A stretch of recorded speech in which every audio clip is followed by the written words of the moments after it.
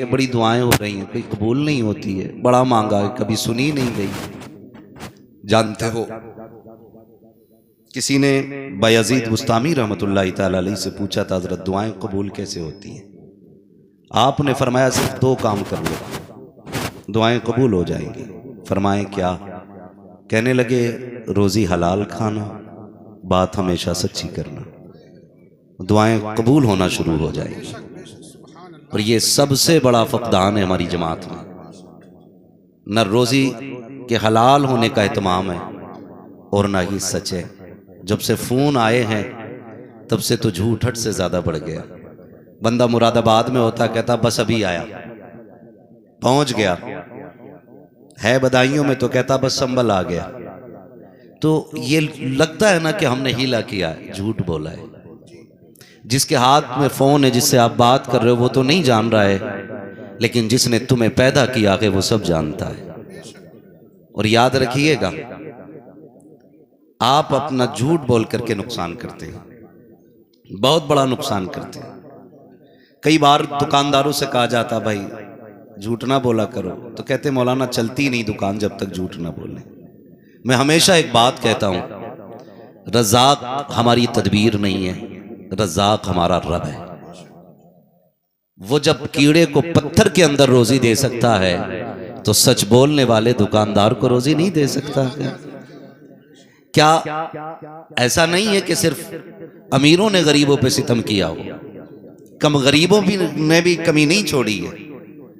अगर शोरूम वाला लंबी कैंची लेके बैठा है तो ठेले वाला भी कम नहीं है। हम लोगों के साथ ही होता, आपके साथ भी होता होगा। जाओ कभी किसी ठेले से कोई फल लेने लगो तो जो सबसे अच्छा फल होता है वो आगे लगा दिया जाता है, और जो कच्चे गले काने होते हैं वो नीचे लगे होते हैं। आप आगे की शाइनिंग देखने के बाद कहते हैं भाई सेब का क्या रेट है? सामने से बंदा कहता 200 रुपए किलो। क्या चलो दें? आपने अपना हाथ लगाया, कहता ना ना मैं खुद दूंगा। वो कहता फिक्र न करो, एक एक दाना अच्छा दूंगा। एक आगे से 3 नीचे से उठाए। एक बात कभी आपने सोची? गौर करें यार, जरूरी नहीं है कि हर शख्स की गुंजाइश ये हो अपने बच्चों को फल खिला सके।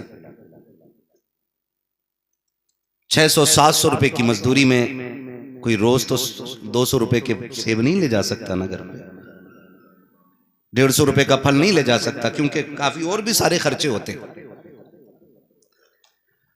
हाँ, तो वो जब फल लेने के लिए, कभी गरीब के बच्चे भी कहते हैं अब्बा आज इफ्तारी हमें सेब से करनी है, आज हमें अनार खाना है, आज हमने फलां को देखा था उसके बच्चों ने ये फल खाया था। तो बाप अपने बच्चों की जिंदगी का सबसे बड़ा हीरो होता है। ये सारी बिल्कुल बातें जहन में रखें। मैं कोई लच्छे मारने नहीं आया हूं, मर्जी आपकी, सुभान अल्लाह कहें तो भी मर्जी है, ना कहें तब भी आपकी मर्जी है। मुझे कारी साहब ने कहा बातें जो है ना सीधी सीधी करनी है, तो बस सीधी सी आपसे बात कर रहा हूं। तो जरूरी नहीं है कि सब कोई खरीद पाए। अंदाजा हो जाता है कभी मार्केट में खड़े हो तो, क्योंकि कुछ लोग वो होते हैं जो स्पेशल फल पे हाथ रख के कहते इसका क्या रेट है, लेकिन उसी मंडी में उसी दुकान पे ऐसे भी खड़े होते हैं जो टूटे हुए अंगूर के दानों की कीमत पूछते हैं। जब कोई टूटे दानों की कीमत पूछे तो समझ लेना गुंजाइश नहीं थी महंगा फल खरीदने की। तो हमारे समाज में ऐसे भी लोग हैं, कभी बच्चे जिद कर देते हैं ना, तो बाप चूंकि बच्चों की लाइफ का सबसे बड़ा हीरो होता है, और बाप कभी अपने बच्चों के आगे हारना नहीं चाहता है। यह भी बात जहन में रखें, वो किसी भी तरह से वो बच्चों के आगे जीतना चाहता है, वो अपने बच्चों के आगे टूटना नहीं चाहता।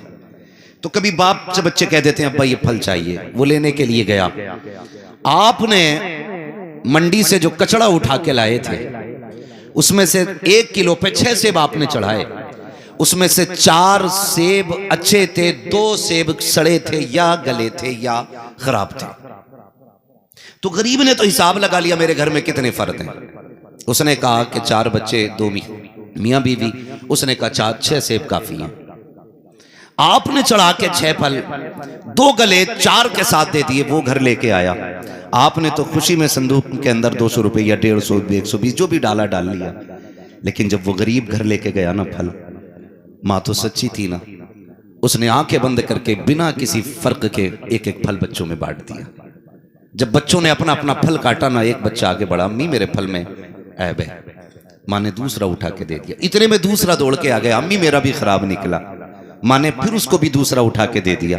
6 फल आए थे, 4 बच्चों में तकसीम हो गए। माँ ने देखा 2 काले हैं या गले हैं। बच्चों ने देखा माँ बाप को तो कुछ नहीं मिला। एक बच्चा दौड़ के आके कहता अम्मी तुम्हें नहीं मिला?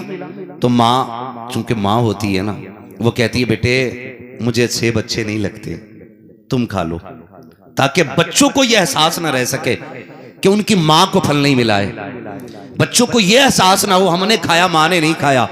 मैं आपसे सिर्फ इतना पूछना चाहता हूं, आपने तो 2 गले सड़े फल लगा करके अपने संदूक के अंदर पैसा डाल लिया, क्या तुमने ये बिल्कुल नहीं सोचा जब किसी गरीब की मेहनत की कमाई का कोई गला फल निकला होगा और जब गरीब के सीने से आह निकली होगी तो क्या वो अर्श से पहले रुक गई होगी? क्या उस दर्द को उसके रब ने नहीं जाना होगा? क्या उसकी तकलीफ को उसके रब ने पहचाना नहीं होगा?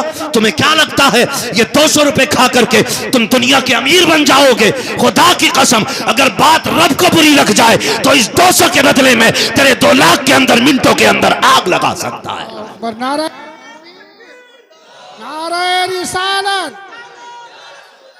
उलमाए अहले सुन्नत, मसलक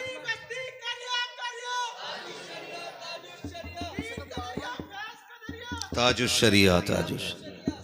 खुदारा रोजी हलाल करें, धोखा ना दें, झूठ ना बोलें, अल्लाह पे भरोसा रखें।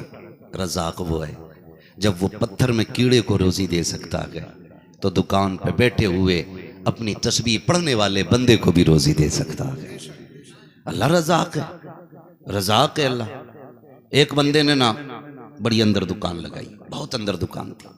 किसी अक्लमंद ने जाके कहा बड़े बेवकूफ़ आदमी हो, दुनिया मार्केट में दुकान लगाती, तुम यहाँ अंदर लगाए बैठे हो, यहाँ कौन आएगा खरीदने के लिए?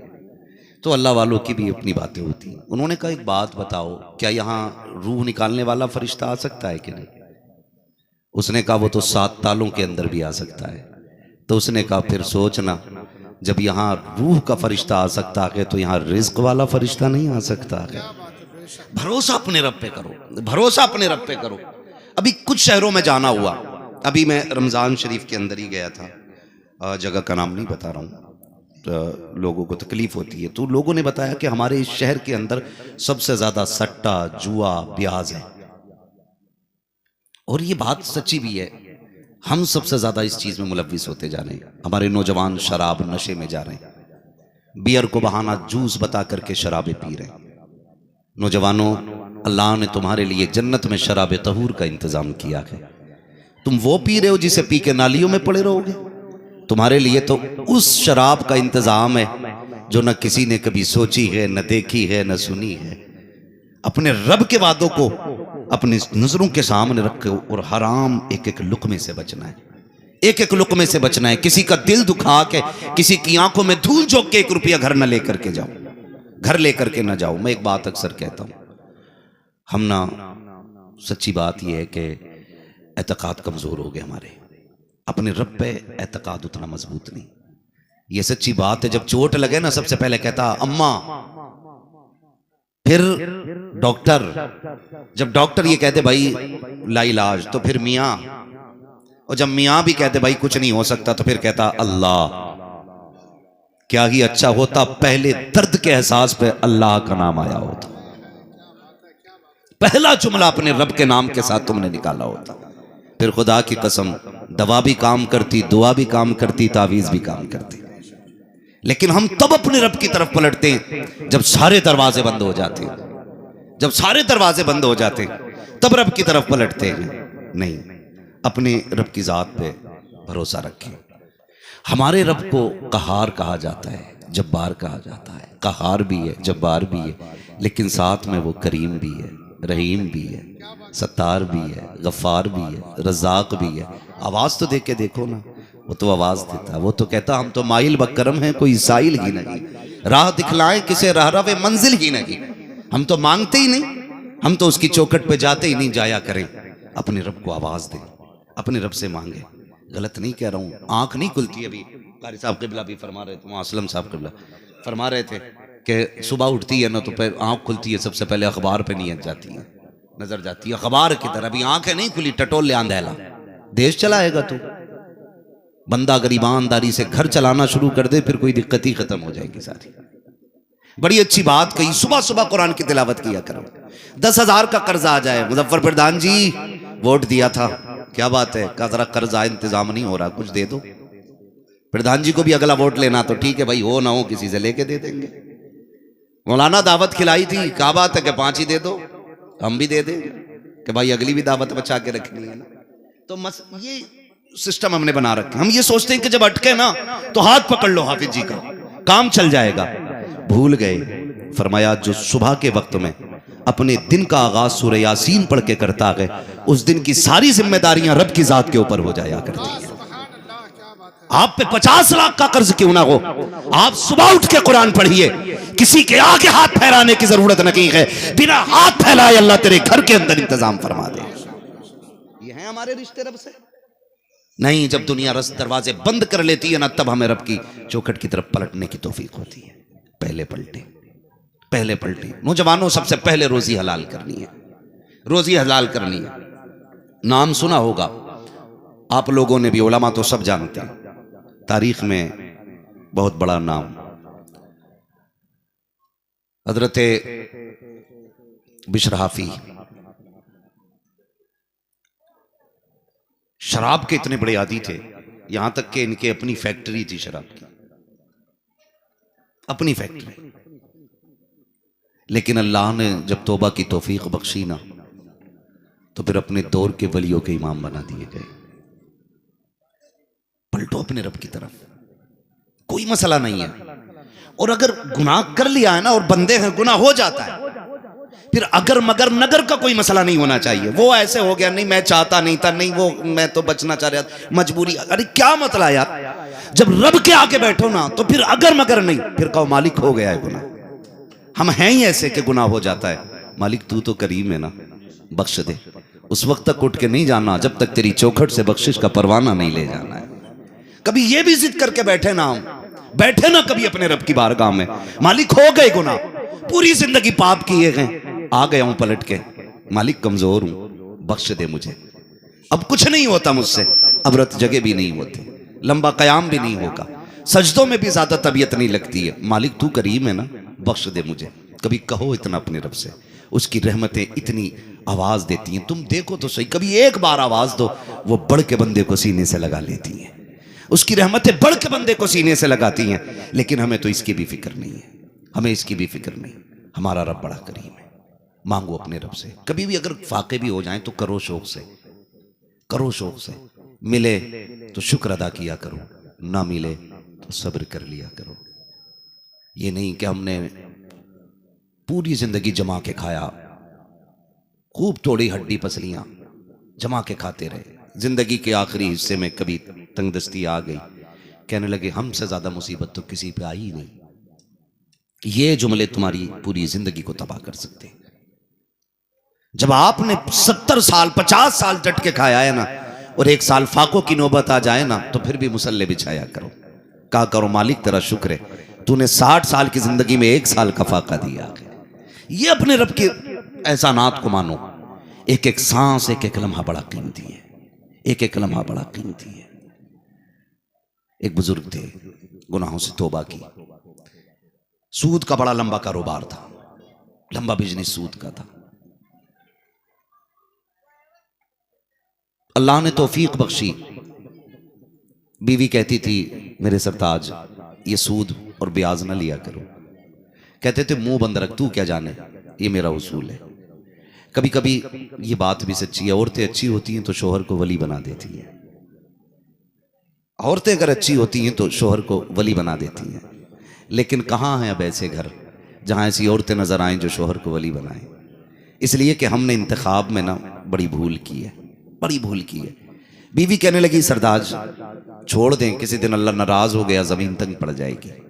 एक दिन गए, किसी पे पैसा था सूद का, जाके गरीब का दरवाजा खटखटा दिया, पैसा दो मेरा। उसने कहा नहीं। अंदर गए, कहने लगे ये क्या रखा है। कहा कई दिन से बच्चों को गोश्त की तलाश थी, बड़ी मुश्किल से ये एक जगह से गोश्त का टुकड़ा मिला है। कहने लगे फिर यही दे दे। माँ की आंख में आंसू आ गए, कहने लगी माफ कर दें, आज तो कम से कम बच्चों को पेट भर के खाने दें। जनाब ने हाथ बढ़ाया, छीना लेके चले आए। बीवी से कहा बना मैं नहाने जा रहा हूँ। आप तो नहाने गए, बीवी ने कहा कि ठीक है बनने रखा। लेकिन जब बीवी पलट के आई और आप नहा के निपटे, कहा बन गया। उसने जैसी ढक्कन खोला ना तो अब हांडी में गोश्त नहीं, खून था, खून था। कोई ये ना समझे पाप करते वक्त कि अल्लाह नहीं देख रहा है या वो कुछ कर नहीं सकता है या वो करेगा नहीं। ये तो एहसान है मदीने वाले मुस्तफ़ा का, वरना जमीन फाड़ के धसा दिया गया होता जितने पाप हम करते हैं। अभी वक्त है। बीवी ने कहा कि चीख निकल गई, क्या हुआ? कहा मैं कहती नहीं थी सरताज कि देखो आज खून हो गया है आंडी में। रो दिए। कहा क्या करना है? कहा तौबा कर लो। फिर उठे, पलटे, निकले तौबा की तलाश में। गए, बात पूरी तफसील से बयान करें वक्त लगेगा।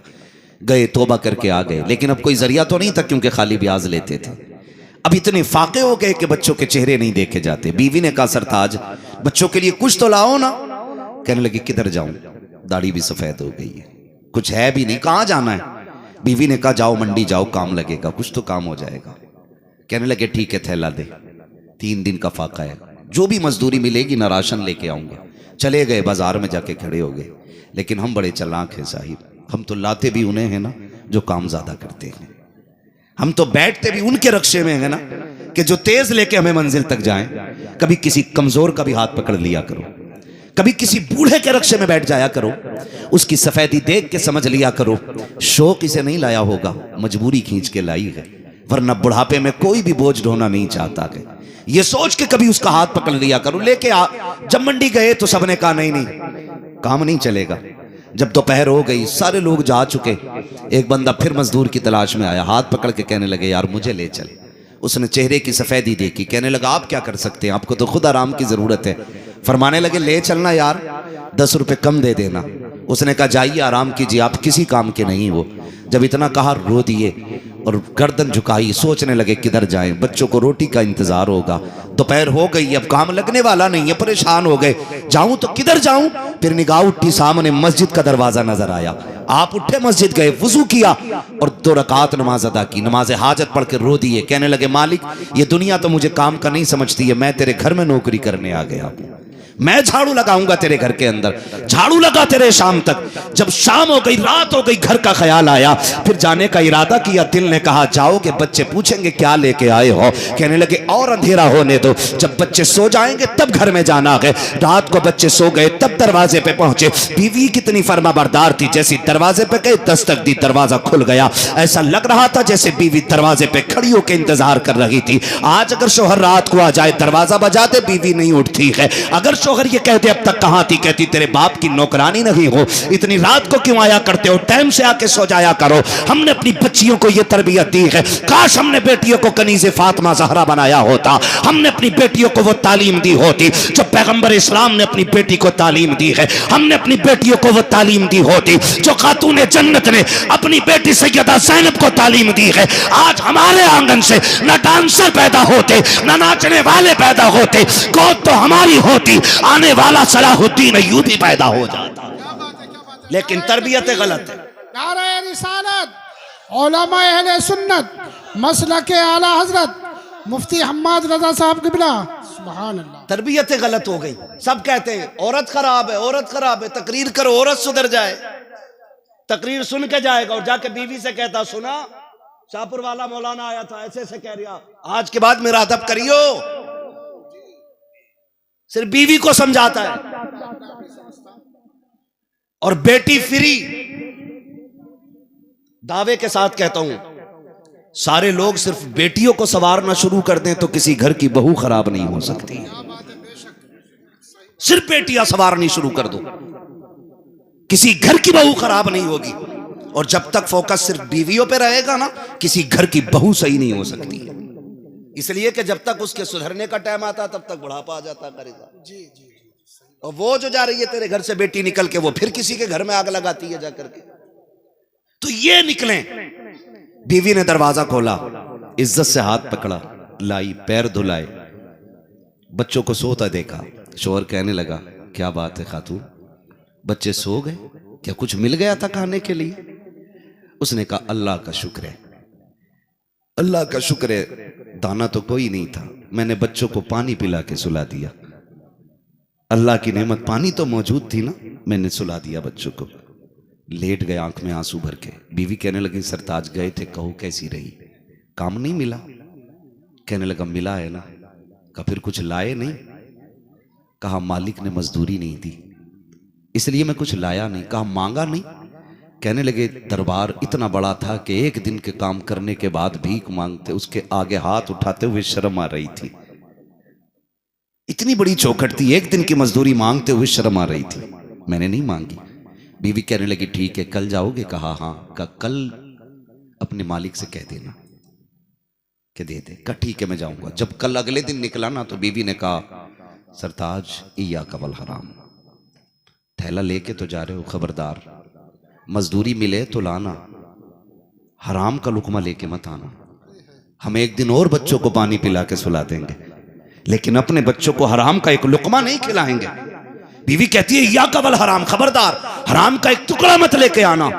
रोता हुआ फिर वहीं पहुंचा और जाके फिर मस्जिद में सफाई शुरू की। 2 दिन बीत गए, फिर वही मंजर, फिर घर आया, बच्चों को फिर सोता पाया। बीवी ने फिर वही जवाब दिया। जब बीवी ने फिर वही जवाब दिया, तीसरा दिन आया, बीवी ने रो के कहा सरताज आज अपने मालिक से कह देना बच्चों की भूख नहीं देखी जाती। कह देना उससे कि इतना दे दे कि 3 दिन काम किया 1 दिन की दे दे, कम से कम आज बच्चों का पेट भरा के तो सुला लेंगे। रोता हुआ चला मस्जिद में आ गया। आज अजीब सी बेकरारी थी, आज बेकरारी थी अजीब सी। असल में दुआओं में भी लज्जतें नहीं रही, दिलचस्पी खत्म हो गई। हाथ भी उठा रिया तो ऐसा मोहताज है, कोई ऐसे कर रहा, दुआ हो रही है कोई ऐसा कर रहा। ये तरीके मांगने के, ऐसे मांगा जाता है? खुलूस तो छोड़िए साहिब, तुम्हें हाथ उठाना नहीं आया, हमें तो उसकी बारगाह में हाथ तक सीधे करने नहीं आए और कहते दुआएं कबूल नहीं हो रही। 2 मिनट में अगर इमाम हाथ रोक लेना तो कहता बड़ी लंबी कर दी। उसके आगे हाथ फैलाते हुए थक जाते हैं हम और कहते हैं इतनी दे कि तख्त से नीचे पैर उतारना ना पड़े। कई को कहते सुना दे 56 करोड़ फ्री के चाहिए, मिल जाए पड़े हुए। 2 मिनट हाथ नहीं उठा सकते। 2 मिनट इमाम साहब जुमे में 3 मिनट की दुआ करते, मुसाफा करते हुए कह रहे आज क्या बात थी इमाम साहब, कुछ खास मांग रहे थे। दुआओं में खुलूस रखो, कभी रोया भी करो, कभी जिद करके बैठ जाया करो। जब तक बच्चा रोए ना माँ दूध नहीं देती है, तुम रो के रब को मनाया करो यार। अगर बच्चा रो दे माँ से नहीं देखा जाता, और जब बंदा रोगा तो रब कैसे टाल सकता है। रोने की भी आदत डालो ना, मांगा करो खुलूस से, नियत होनी चाहिए। आज ना बेकरारी थी, वो सुना नहीं, करीब करीब सारे बच्चों को याद होगा जब औरंगजेब आलमगीर रहमतुल्लाह तआला अलैह अजमेर शरीफ गया, अंधेला खड़ा था, कोई कह रहा था दे दो आंखें, दे दो आंखें। आपने फरमाया कब से खड़ा? का बहुत दिन हो गए मांगते मांगते। क्या मिली नहीं अभी तक? करना। कहने लगे अंदर जा रहा हूं फाता पढ़ने। वापस आया, अगर नहीं मिली ना तो तेरी गर्दन ही उड़ा दूंगा, क्योंकि तेरी वजह से मेरे अजमेर वाले की बदनामी हो रही है। क्योंकि तू इतने दिन से खड़ा है, तुझे आंखें नहीं मिली, लोग देख के क्या कहेंगे मांग किससे रहा है जब मिली नहीं रही है तो। कहने लगे अंदर जा रहा हूं, गर्दन उड़ा दूंगा आके अगर आंखें नहीं हुई तो। अंदर इतना कह के गए तो अब चीखा, बाबा अब तो आंखों का सवाल था, अब नंबर आ गया गर्दन पे, अब दे दो। अब जब रो के मांगी ना वापस आए तो आंखें मिल चुकी थी। फरमाने लगे कि तू इतने दिन से खुलूस से मांग ही नहीं रहा था, तो खुलूस पैदा करें। आज जब आया बंदा ना माने, बीवी ने कहा था सरताज अपने मालिक से कह देना दे दे 1 दिन की कम से कम, ताकि बच्चों को कुछ खिला दिया जाए। ये सोच के जब आया ना मस्जिद के अंदर, आज आंसू खुद ब खुद गिरते जा रहे हैं। बेकरारी है तबीयत में, क्या किया जाए। रोता जा रहा है, सफाई करता जा रहा है। जब शाम आई, खुद कहते हैं कि जब शाम का वक्त आया ना, खाली हाथ जाने को हिम्मत नहीं थी। मैंने रब की बारगाह में हाथ उठा के कहा मालिक अब बच्चों का भूखा चेहरा नहीं देखा जाता। अब तक तो मैं बीवी से बहाने करता रहा, मालिक आज कहीं गुस्से में आके वो कुछ कहना दे। अगर उसने तेरे खिलाफ, वो तो नहीं जानती है कि मैं कहाँ काम करता हूँ, उसकी जबान से कोई जुमला निकल गया, मालिक मैं बर्दाश्त नहीं कर पाऊंगा। ए मेरे परवरदिगार कम से कम एक दिन के रिज़्क़ का इंतजाम करते। रोते रोते जैसी इसने बेकरारी में कहा है, कहते मैं जब घर चलने लगा ख्याल आया कि कैसे जाऊं, फिर बेकरारी के आलम में बेखुदी में कहते मैंने थैले में मिट्टी डालना शुरू कर दी। मिट्टी डाली ताकि बच्चे खाली हाथ ना समझे, थैले को भरा देखेंगे तसल्ली मिल जाएगी। ये सोच के मिट्टी लेके कहते मैं दरवाजे के करीब आया, फिर यही इंतजार था बच्चे सो जाए। कहते जब आज दरवाजे के करीब आया, कच्चे मकान, पुरानी चौखटें, नीचे दीवार थी, कहने लगे मैं दूर से देखने लगा मेरे बच्चे सोए हैं कि जाग रहे हैं। कहा जब दूर से मैंने देखा है तो मेरे घर के आंगन से धुआं उठ रहा था। कहा जब धुआं उठता देखा मैंने आंखें मसलना शुरू कर दी, कहीं रास्ता तो नहीं भटक गया, किसी और के दरवाजे तो नहीं आ गया हो, मेरे घर में आग का क्या काम है, जब कुछ है ही नहीं तब पकेगा क्या। कहा ये सोचते हुए बेकरार था, लेकिन आंखें मन के देखा तो मेरा ही दरवाजा था, मेरी चार दीवारी थी। कहा मैं दौड़ते हुए दरवाजे पे गया, मैंने जैसी हाथ लगाया बीवी दरवाजे पे खड़ी थी, हाथ पकड़ के अंदर लेके चली। मैंने कहा शरीक हयात कहो क्या हाल है। कहा चूल्हे पे जब निगाह डाली तरह तरह के पकवान बन रहे हैं, कानों की खुशबू आ रही थी। मैंने कहा बता तो सही ये इंतजाम किसने किया है, ये किसने भेजा है। बीवी मुस्कुरा के कहती है बड़ा करीम है तुम्हारा मालिक।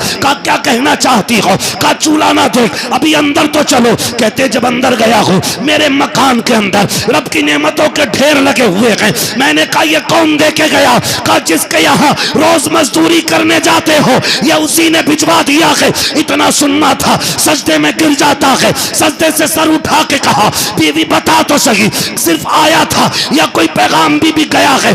जब इतना सुना बीवी कहती सरताज जो आया था सामान लेकर के उसने ये कहा है अपने शोहर से कह देना मालिक ने ये कहा है तू काम में कमी ना करना, हम तेरी मजदूरी में कमी नहीं कर सकते। अल्लाह, नारे तकबीर, नारे रिसालत, मुफ्ती हम्माद रजा साहब किबला, मसलक आला हजरत, सुबहान अल्लाह सुबहान अल्लाह। रोजी हलाल करे, वाह क्या ना हो ना तो ना जाए हराम की तरफ।